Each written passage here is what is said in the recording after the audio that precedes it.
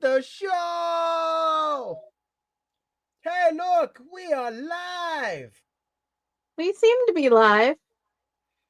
Unlike the Should we people in do a that picture. thing? What kind of thing? Well, I wonder if anybody's figured out the play on words my sister did with this show. I did it. I wonder if anybody figured out our favorite show when we were a kid and what we did with our show. It's sort of like the Owlite thing. We just made play on words, and it's generally the same thing. I used to just dig a hole.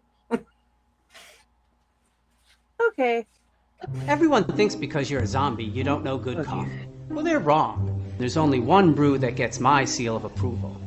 Deadly Grounds coffee is my guilty pleasure.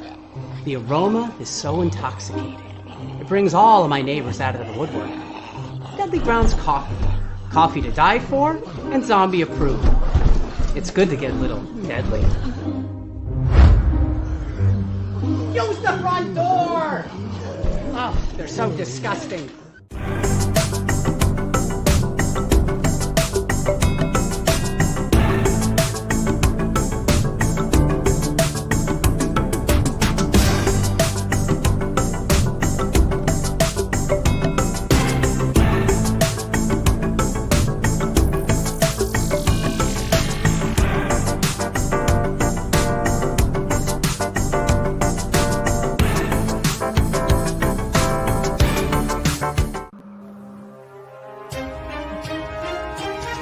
The Dorkening and all affiliated shows are not intended for anyone under the age of 18.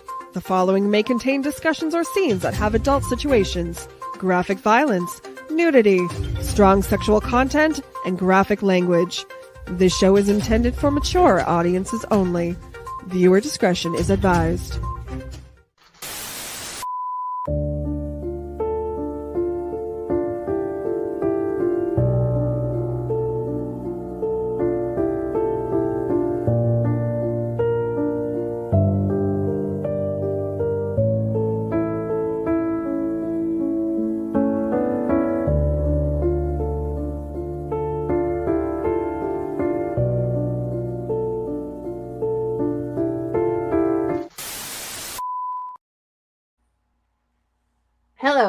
Hello, my lovelies, and welcome back to the graveyard. We have Pyle with us tonight. So, let's start with a bit of a history lesson, Pyle. Were you able, before I told you, to figure out what our favorite show was when we were children? One of our two favorite shows. No? Okay. When we were younger, we watched a whole lot of Tales from the Crypt and a whole lot of Are You Afraid of the Dark? So Raz already had the idea, and we joined the Owlite Network because Owlite is another way of saying midnight. So we are the Owlite Society. And I am a very proud member of the Owlite Society. But before we had the Owlite Society, before I joined, let me put it this way, I was part of the Chronicles with my sister. And it's a play on words for Tales from the Crypt. Because English is interesting. So many words mean so many different things. And at no point are we plagiarizing or anything. All the stories I have read, I've had permission from the authors or the publisher, and you probably figured out this is my favorite right here. And this show keeps evolving. It started out as us reading horror stories. Then it started out as us talking about grieving, and then it's like, why don't we take a little bit of ask a mortician, but talk to our local people? And we've had interview with a nursing home nurse, a lovely mortician from his neck of the woods, and we will in the future, I am going to find a wonderful person that will talk with me about tombstones and crypts and all that wonderful world of making monuments. I'm hoping to find out Monday. If I can talk somebody into joining me, if I can't with them, I'm going to find another person. Because Pyle is good at helping me think about different avenues. And I appreciate that. That is your history lesson for today. Did you know any of that? I think we touched that those were the two shows that you really liked watching. But I did not know some of that stuff. And I knew that this whole thing started with you and your sister. I remember that when I started. And I'm actually coming up to my 1 year mark with the Elliott Network.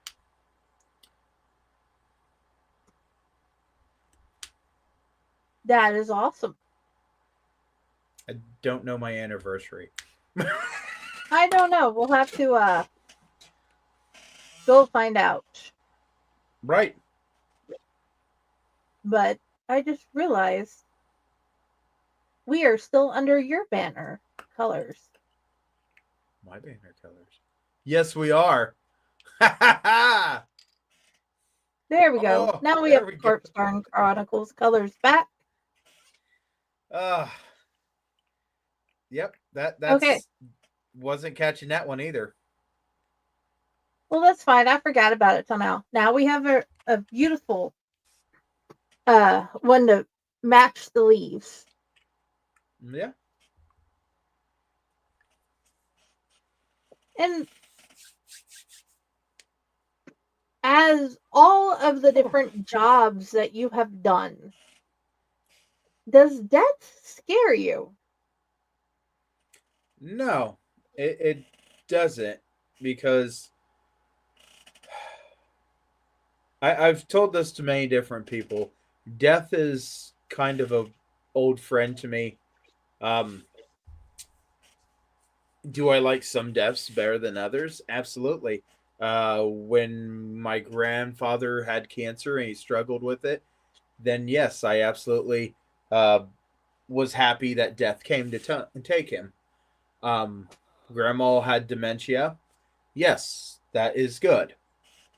My recent death of a friend that was this summer. No, that was a not thought out one. Had no time to really brace yourself, and it's hard. Not only is it hard, it continues to be hard. And I can only think of the family that has to play this living time clock, because they are living past him, so they're saying how long it's been since, and that's just really hard for me to see. And I know that there is healing, it's taking a lot longer than if you could have braced for it. I agree. There are some deaths where I've been completely and totally grateful that the person has passed away because there was no more pain. Right. I can honestly say, like, my grandmother and my aunts, it was great when they passed away because their pain. My mom was just like hit and gone. And I, some nights, still can't get past the nightmares that brings. Yeah. But I think the one thing I hope everybody knows is that doing stuff like this with friends, finding somebody to chill with and talk about it with, helps. Because then you're not alone. You don't feel alone. And somebody understands your grieving and helps you get through it. So I think before I start, I want to remind everybody, I understand we're going into holiday season, just remember, it's not all about the gifts. It's not all about the money. Sometimes it's about eating a dollar box of mac and cheese with your best friend and not being alone. Right. You're absolutely right. And holiday season is that time of the year that so many people don't really think as much as they could on items, and it's not the physical that people want as much as the warm smile or the hello or the hey, I'm thinking about you. This time of the year, I always tell people, please go check on your friends, because in a blink of an eye, you could lose a really good friend and not even know it. And this is the time of year that everybody should be checking on everybody, because we have the weather that's changing. I know you're down in Florida, or Florida. You're down in Texas, and I'm up here in Ohio, and our weather's just flopping back and forth here, and it's Yeah, it really is. really hard for us to be okay with the weather that's coming when it goes and does this constantly. It's up in the 80s during the day and it's in the 40s at night, and then it's dark by 5. This is one of the hardest seasons to go into. Absolutely, and you go through, and I'm going to pull something up real quick before we get fully started here, Jenny. Okay. I have a couple of my haunters that lost somebody, and they lost them around this time of year, and it's super hard for them, not only because of that, but they actually their loved one loved Christmas, and it's never going to be the same. And I told them I totally understand, and that's why if they would like, they just got to get a hold of me, and I will absolutely take them to go look at Christmas lights so we can shout at the Christmas lights in the car, because I know it is hard for people, and it is so hard to find a way to cope with death that creative ways might have to be engineered. So I am so sorry if you hear a vehicle screaming going through your neighborhood yelling at your Christmas lights. But if it's going to help them, I am so game for it.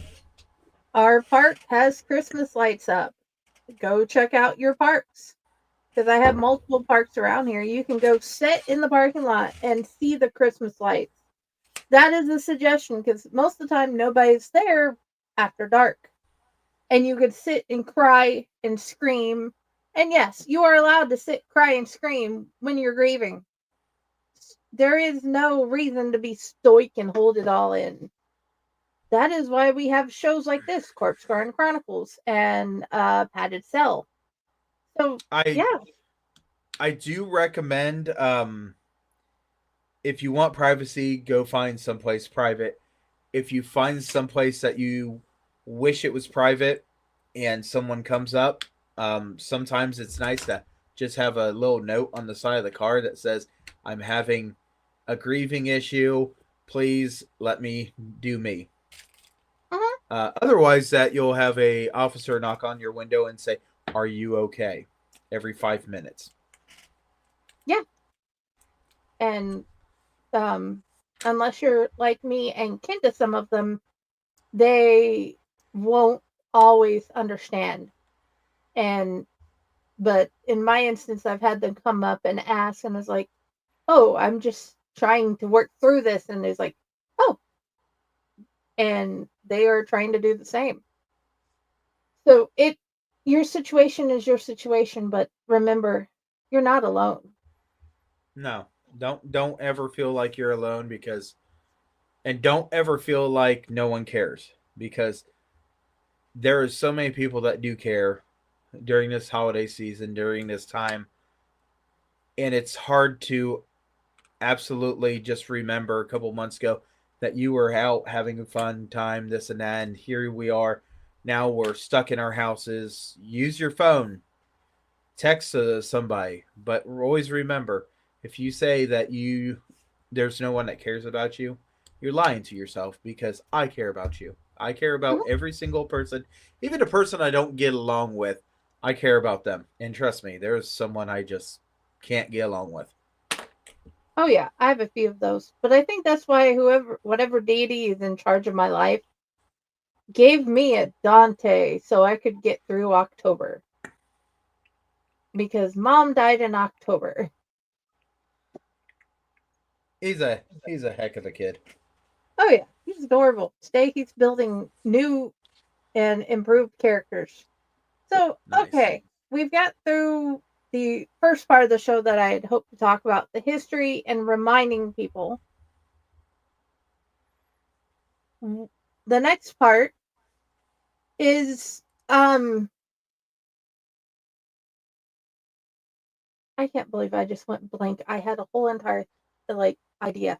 So, the next part is we are going to read the story because horror stories and just having somebody read to you has always been one of my favorite things. I love being read to. And then we're going to have our commercial break and we're going to talk about the story because I don't think Pyle has heard this one yet. And then we're going to do a new story segment with Pyle. Improv with pictures. Like, sort of, well, it's the exact same thing that I had been putting in our fake horror writing community group. So please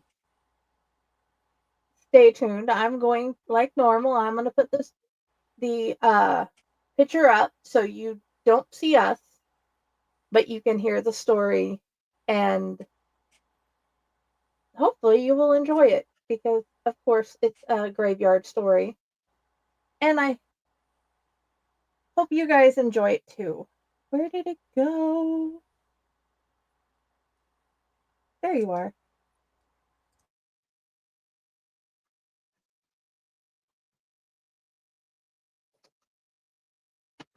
Okay, here we go. If you don't do it, I'm telling everybody at school you're chicken. There was no backing out. If Eddie didn't follow through with his dare, then he wouldn't hear the end of it from his classmates. When he returned to school from fall break, that was the curse of living in a small town. Everybody knows your business, and once you've been ridiculed by one person, then everybody else chimes in so they don't get signaled out, singled out. Unfortunately for Eddie, that ridicule began before he ever had a chance to defend himself. He grew up wearing hand me down clothes from his older brother. They were still in decent shape, but because of the 5 year age gap, everything was outdated just enough to be noticeable. His family was looked down on by most of the small, tight knit community. His mom was overweight and disabled, while his dad bounced around from job to job every few years, not able to secure something more stable due to his lack of education. He was a hard worker, and none of his employers had any complaints about his ethic. But when budgets got tight, it was always the lower level employees that got cut first. Eddie's dad always fell into that demographic. Eddie's brother was just enough of a rebel to earn a negative reputation with his teachers and the town leaders, which made Eddie's road growing up just that much harder to navigate. Eddie was by all accounts a good kid. He did well in school, participated in French sports, but never showed much motivation to apply himself and truly excel at anything. With all of that standing, his reputation was already sealed before he ever had an actual say in what it would be. It never failed the yearly tradition where a single high school freshman was chosen to be initiated by a group of upperclassmen. Back in the day, it was called hazing. Eventually, it all got lumped into bullying, which is socially unacceptable in any form in most cities. The bad news for Eddie is that the moral code that developed in large masses of people typically didn't trickle down to small towns, where the shared mentality is that everyone just needs to pull themselves up by their bootstraps and make their own way.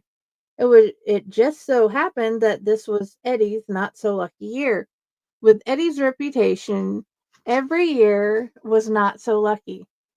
He shared a birthday with 3 other kids in his tiny town, which meant that all his classmates were already booked to attend the parties of the more popular kids. Even if not for that, his classmates wouldn't be caught dead hanging out with Eddie, even if it was a special occasion. The parents were just as bad as the kids when it came to trying to cling to social ladder and not drop any rungs in the perspective of their peers. Eddie wasn't a complete loner, though. He did manage to maintain a small circle of tight knit friends. They were loyal, but none of them had much of a backbone when it came to sticking up for themselves.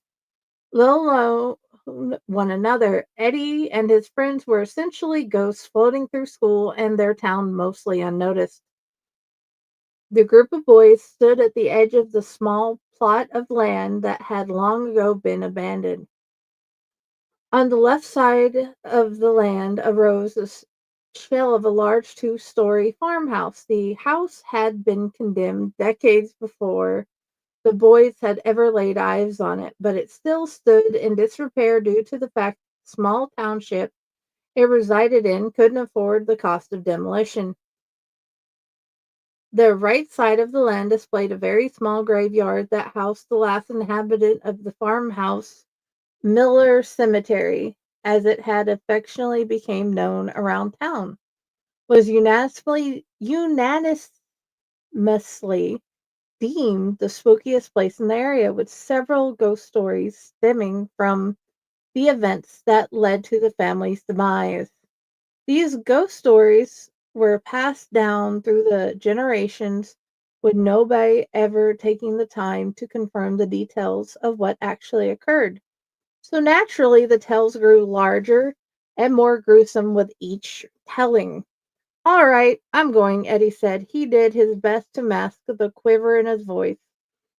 He really wanted to seem confident and strong to impress his older classmates. Don't forget, shine your flashlight from the second-story window to prove you're in there. Yeah, I got it. Eddie slowly walked along the cracked concrete walkway that split the plot between the residential half and the cemetery half.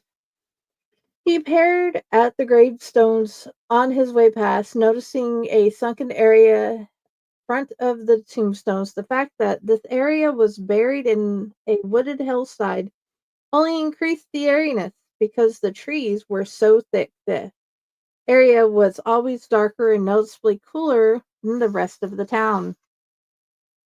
Eddie just tried to focus on hiding his anxiety. As he carefully strolled along the edge of the graveyard, the stories he'd heard his whole childhood started playing over and over in his mind. How the deceased that were buried on this land had been the inhabitants of the now dilapidated house, how the home had been handed down through generations of the Miller family. How one night in October, a long time ago, with the moon shining brightly as it was tonight, the grown uncle that stayed with the family of his sister woke up with a deranged thought in his head. How he strolled upstairs from his basement bedroom with a hunting knife, and how he proceeded to go from room to room silently and swiftly, slicing the carotid artery along each of his family members' throats. Since that night, the house had remained empty. The family was buried on the land because no arrangements had been made in the wake of their passing. The town couldn't afford free burial plots in the local cemetery. Eddie felt the coolness in the air, and it traveled down his spine, bringing a chill along with it. The lore stated that the temperature drop surrounding the property was due to the presence of spirits. Eddie was smart enough to know the scientific explanation for the lower temps, but that did nothing to calm his nerves. Finally, he reached the steps that led up to the front of the porch. The second step had caved in years ago from the rotten wood and kids just like him being challenged to take a tour of the house. He carefully maneuvered the weathered wood and made his way up to the front door. Just as he reached for the door to push it open, a stiff breeze cut past him, swinging the creaky door open before he could lay a finger on it. He clenched his eyes for a brief moment and willed himself to proceed. His hand trembled from the nerves as he lowered it back to his side. Just get in and get out, he thought aloud to himself. He glanced back over his shoulder to see what the group of upperclassmen were up to. As he had been making painstaking progress towards getting in the structure, he found that the other boys had decided to have a mud ball fight with clumps of dirt that they were pulling up from around the grave sites. Eddie stepped through the portal, disappearing from the sight as he was swallowed by the darkness beyond the door. As quickly as possible, but still being very careful, he tiptoed forward towards the staircase in the hallway that separated what had been the dining room from the living room. Dry, rotted furniture was still scattered throughout the domicile, indicating the purpose of each room that Eddie peered into. Stepping to the outer edge of each step where they would be most supported, Eddie delicately advanced up the staircase, his anxiety engulfing him. He found himself speeding up slightly with each step, getting careless with his footing as his mind wandered and shifted focus to the other features of the house. He misstepped, breaking through the floorboard. His body weight shifted from the unexpected loss of resistance. Fortunately, he caught himself before his knees submerged into the stairway, but not before his foot got caught on the support structure beneath the steps. He yanked his foot from the hole to resume his ascent, gouging his flesh on the jagged remains of the floorboard. Blood immediately began rushing from the cut, streaming down his foot, absorbing into his sock. With each step, he could hear the patter of the raindrops on the roof get louder and more frequent as the skies decided to open up and pour down. By the time he reached the second floor, he found himself in a hallway that mirrored the first floor. And now he was toward the back of the house instead of the front. Carefully turned around the stairwell post and advanced toward the windows at the other end of the hallway that faced the front of the property where Eddie's group of friends would be waiting. He carefully plodded along the rotten floorboards, creaking under the stress of each step. He couldn't resist glancing into each room on his way by. The doors were all flung open, undoubtedly left that way by the curious teens over the countless years of trespassing. The first room housed a small bed with a metal frame in the far corner of the room, accompanied by a surprisingly sturdy dollhouse on the floor. The next room was noticeably larger, with a sizable four-poster bed centered along the back wall. A large dresser and vanity still occupied the master bedroom, along with a lone stool in front of the mirrored tabletop, keeping watch over the room. Movement in the next room made Eddie's heart catch.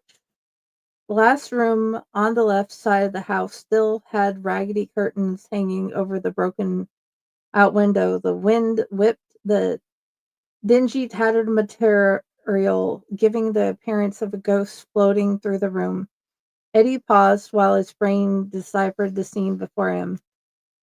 His body shuddering uncontrollably, he noticed the dark brown splatters in each bedroom as he slowly walked by and peered in. No doubt remnants of arterial spray from the Miller family's fateful night. Upon reaching the window, Eddie looked outside, first in the direction of the road where he expected the boys to be waiting for a signal, then towards Miller Cemetery when he discovered they weren't waiting as patiently as he expected. He saw their silhouettes running between the gravestones, presumably still in a mud war.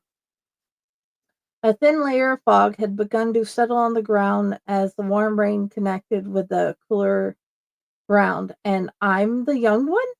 Eddie sarcastically wondered out loud, disgusted by the boy's lack of respect for the deceased. At that point, Eddie realized there were more shadows roaming around the grounds than there should have been. Flashlight sliced through the dark night sky, flashing up and down, jostling around the circles and back and forth as his friends ran haphazardly through the cemetery. Voices cut through the night from multiple directions, but nothing clear enough for Eddie to decipher at first.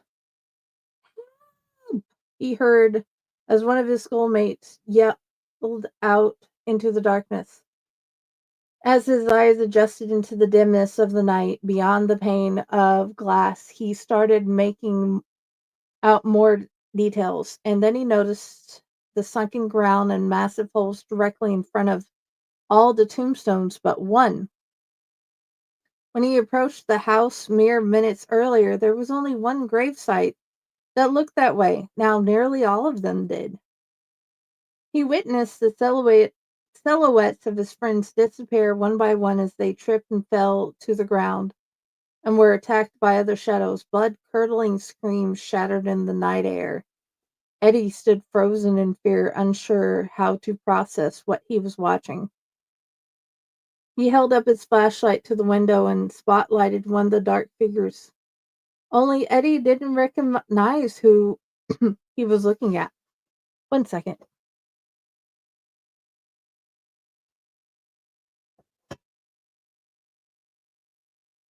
It certainly wasn't one of the boys that had escorted him to the property.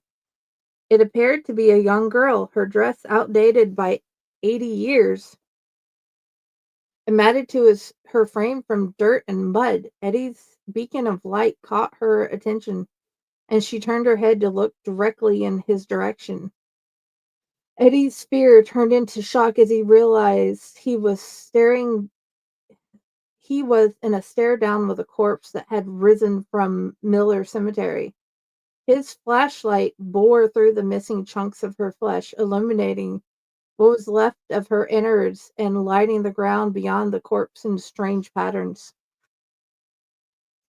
In his periphery, he saw movement from the last undisrupted grave. The earth rose and fell as two hands scratched at the surface.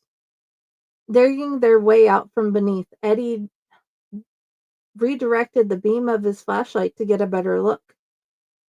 Just as the gaping mouth broke the surface of the grave, Eddie was snapped out of its daze by the sound of the creaking wood, stressing under the weight of footsteps. He panned his flashlight back to where he first witnessed the Miller girl, only to find she was nowhere to be found. All that remained was the gutted shell of one of his classmates. Organs were strewn about the body and surrounding ground, blood pooling everywhere, nearby cavity like mud puddles from the rain. Then he caught the unmistakable sound of somebody climbing a staircase. Eddie briskly walked back to the stairs and looked over the railing to find what he could only describe as a zombie shambling up the stairs. Then he noticed the second body step into the door frame from the porch the girl's teenage brother. At this distance, he could start to make out distinct details. They each had gouged out scars from the width of the neck. The skin was so dehydrated that it strained across the skeletal frames like an overstretched canvas. Shit! Eddie blurted out, knowing he had no way out. He had always heard the tales, but never imagined they were anything more than ghost stories. The putrid smell of rotting flesh reached Eddie, making him vomit. The rustling splashdown on the floor in front of him ended with his shoes covered in his own spew. The remaining saliva and bile sprung from his mouth, dripping onto his pants and shoes. He turned back towards the window and used a flashlight as a hammer to break the glass, then ran it along the window frame to remove any remaining jagged shards.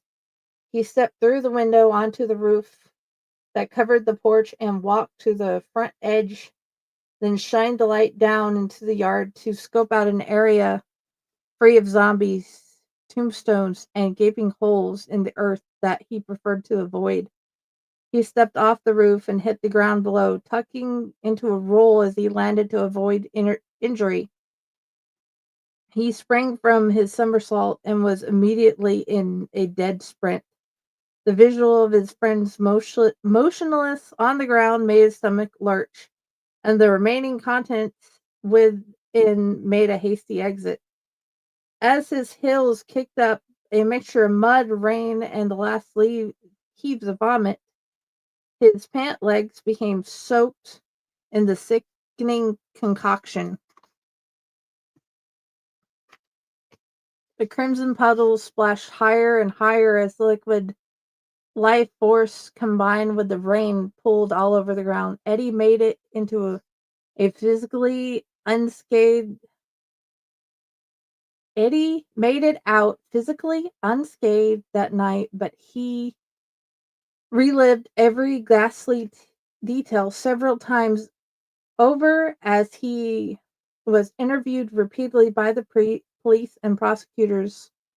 Once a group of boys' bodies was discovered and Eddie was the only suspect. He was never convicted of harming his schoolmates, but nobody ever believed the story he was forced to relive nightly as he closed his eyes to sleep.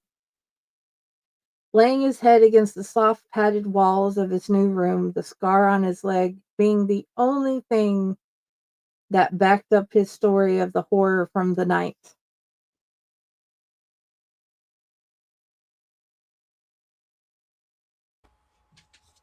Nope, never heard that story. Never heard that story? Okay, let's pay the bills and then come back. All right.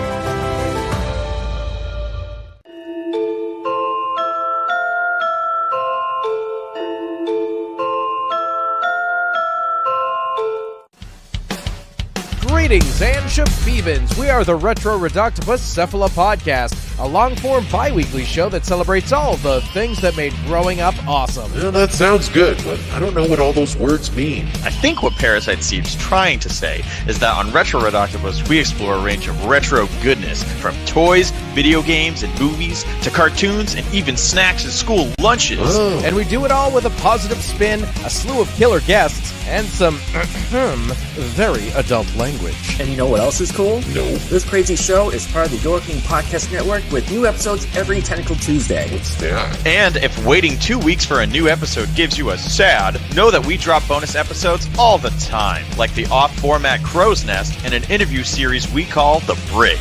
You can listen to Retro Red Octopus on Apple Podcasts, Spotify, Stitcher, or any app that's cool enough to carry the only show that celebrates all the things that make growing up awesome.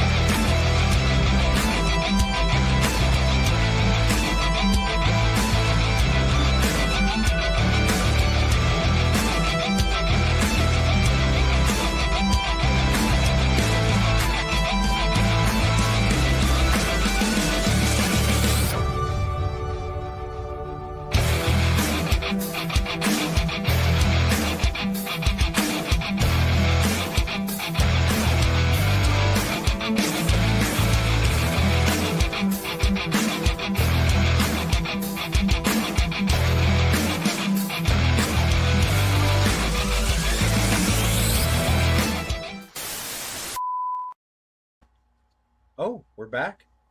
Yes. So, what did you think of the zombie tale? You know what? I don't think anybody would believe me if that happened to me. Nor do I want to relive something like that over and over and over. I've done the whole reliving stuff, and it's not much fun.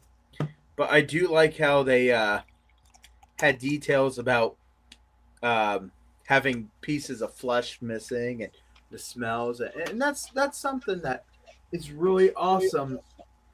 But the thing is, if you've ever smelled it, you'll never want to relive it through a book either. No, I honestly did not enjoy the smell. But on the other side, I do enjoy horror books. Oh yeah, absolutely. That's why we keep coming back to the group of friends we have. Oh, absolutely, do we? And what a great group of friends we have. Yes, and I appreciate them. Aw, except for me. So, what? Yes, I definitely appreciate you being here. How about we start with yours? And the first picture is going to be this one. You mean to tell me I gotta make a story with this? And you know what? If my friend was watching this, she would get a kick out of this, because this is going to be a story of how the ghost became a ghost. And it starts with this wonderful person that loved to read books all the time, but they had a cat. And not only did they have one cat, they had two cats. And as they got into the books, and they really loved the books so much, they forgot to feed the cat. And then the other cat realized that it didn't get fed either. So, as the cats tackled down the poor book reader and started eating the book reader unfortunately lost blood. And in a wonderful full moon, the book reader became a ghost that still likes reading books. And ironically, these are the two cats that ate the book reader. I always make a comment that a cat is going to eat my one friend. If she doesn't eat and feed her cat, it's going to eat her. According to the previous mentioned lady from the earlier in the show, in her book, we learned, Caitlin Doughty that is, that yes, the cat will eat our eyeballs. Whatever the cat can eat, the cat will eat. I have two more that I wanted to see what you do with it. If it's got a cat, Um, it's probably going to eat somebody. This does not have a cat. Nope. This is something creepier. No, this is actually interesting. And you know where my brain instantly went with this picture? Where? So this is a tale of a girl that found herself in a wonderful forest of nightmares. Every nightmare she ever encountered in her life created this forest. And all the little dots are actually lit up nightmares. And this is the nightmare tree that she has to confront as she goes through.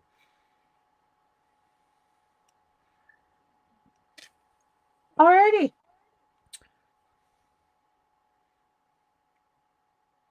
I mean, if you really want me to, I can make them longer.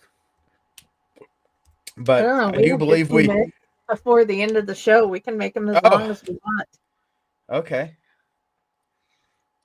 Do you want to continue with this one or see the other two? Oh no, let's go with the next one and see where my brain goes with that.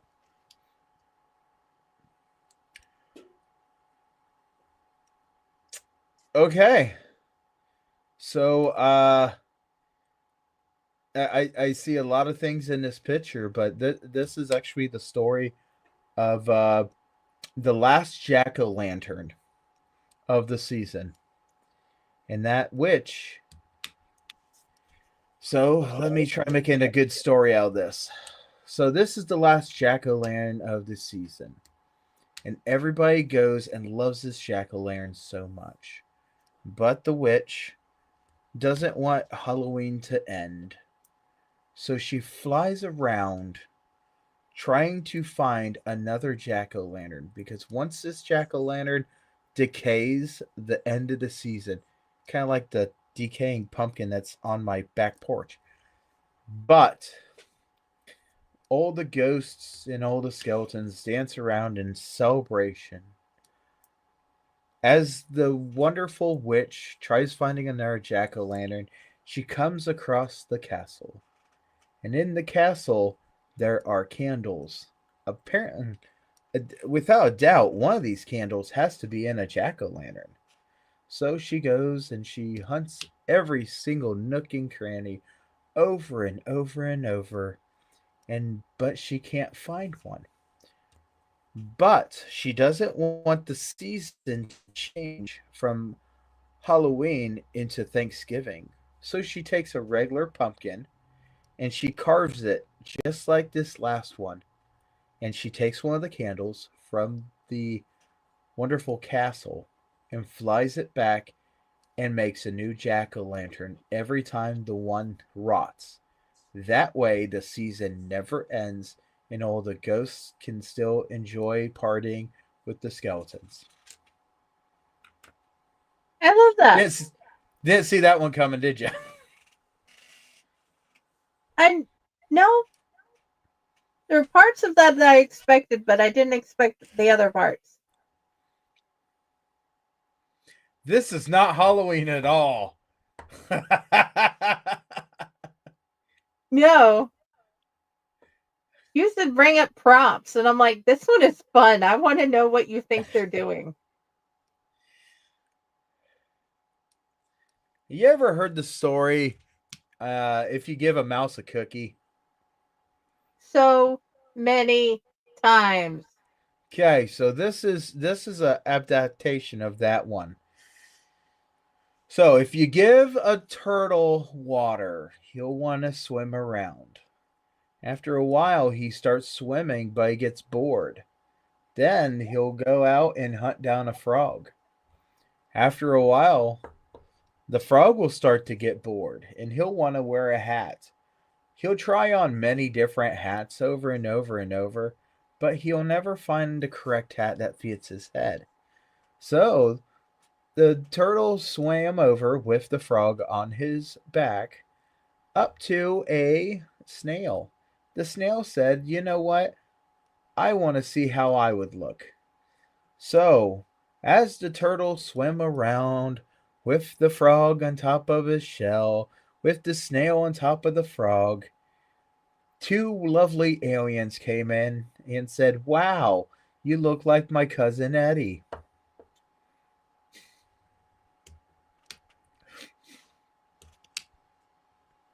I was This is not not where I expecting the thought that last was going to part. go, but you know what? He looks like cousin Eddie. The last part was not expected at all. I did expect it myself. I was just like, man, that thing looks like a cousin of an alien. Oh, dear. What are these So, ladies doing? ladies. It's Ladies. interesting. Are we going with ladies? It says they're ladies. You know, yeah. Whatever. All right. So I got to make up a story with this one, right? Yes. Okay. We're going to use Uncle Eddie. Everybody likes Uncle Eddie's name, right? Uncle Eddie. So, Uncle Eddie was a rich man. Absolutely rich, rich, rich. He had plenty of girls that surrounded him. Girls on top of girls on top of girls. No one knew exactly what Uncle Eddie did, and no one really cared as much as everybody liked Uncle Eddie during the Christmas season. Uncle Eddie would give everybody the best presents, but it just seemed like Uncle Eddie had a brand new female friend all the time. Was it going to be a Aunt Shirley or maybe a Aunt Sarah? You never really knew, but without a doubt, Uncle Eddie promised them if he would ever pass away, all the lovely ladies had to come. And when they came to his funeral, they all dressed like this because neither of them wanted to know who each other was. They just wanted Uncle Eddie's wallet. And as you can clearly see, as they sit at the funeral home, they're still waiting for Uncle Eddie's wallet to be discovered. But what you don't know is that there's one missing, and she's got Uncle Eddie's wallet. Okay.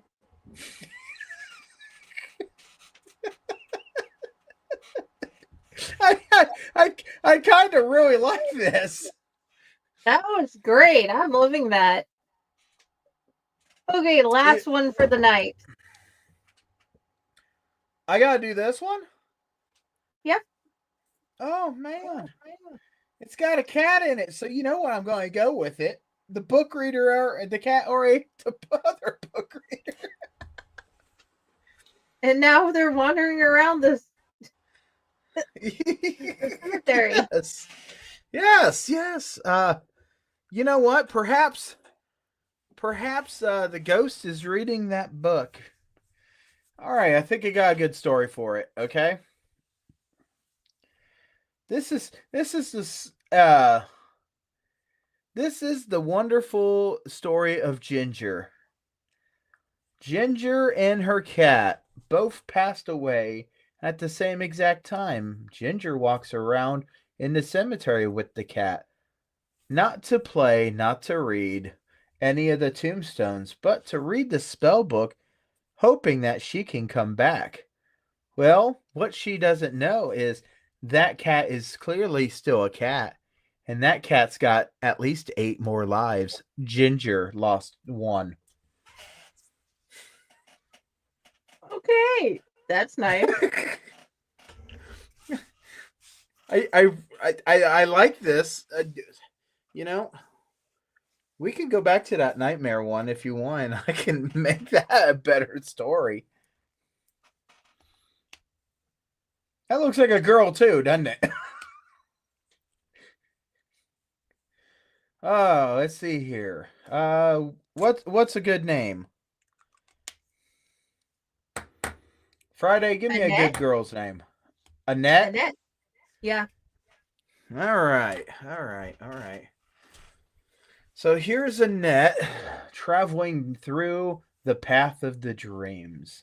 As she gets to the section of the nightmares that she has already created, the biggest and baddest nightmare looks at her and goes, Annette, what are you doing here?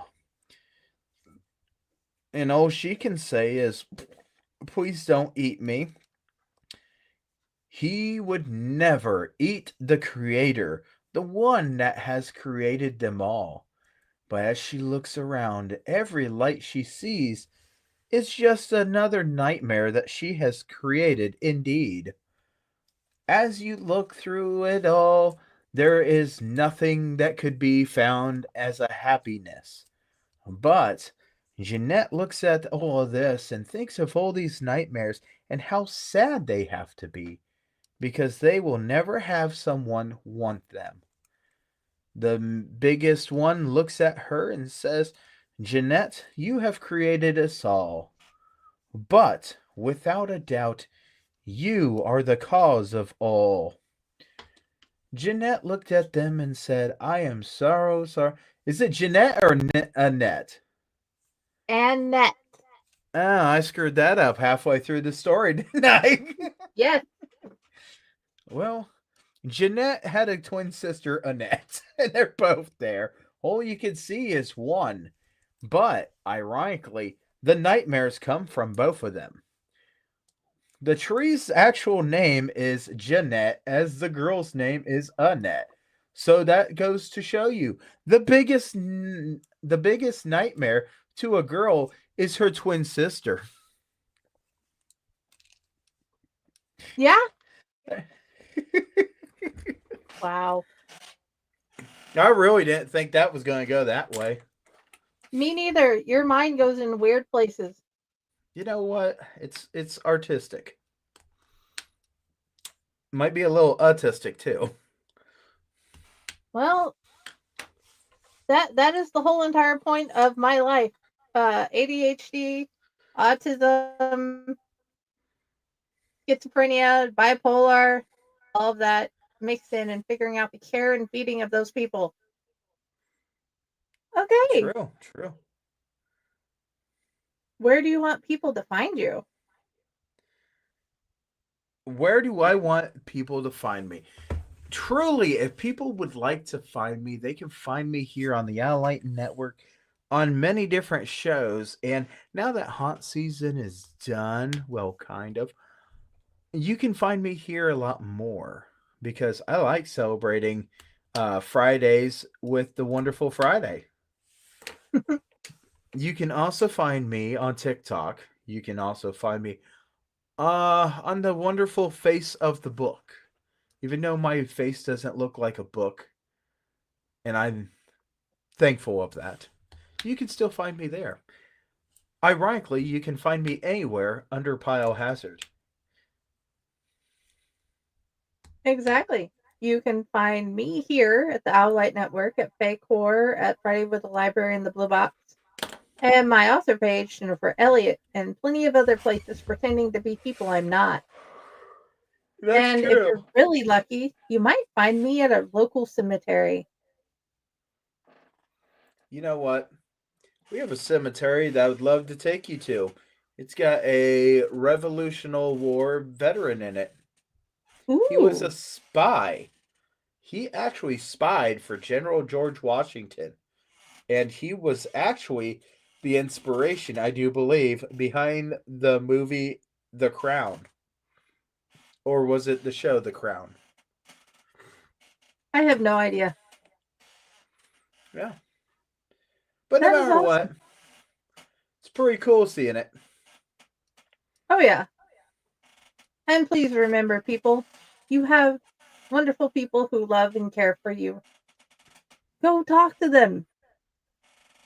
And I hope everybody has a good night. Yes, absolutely. Have a great night, everyone.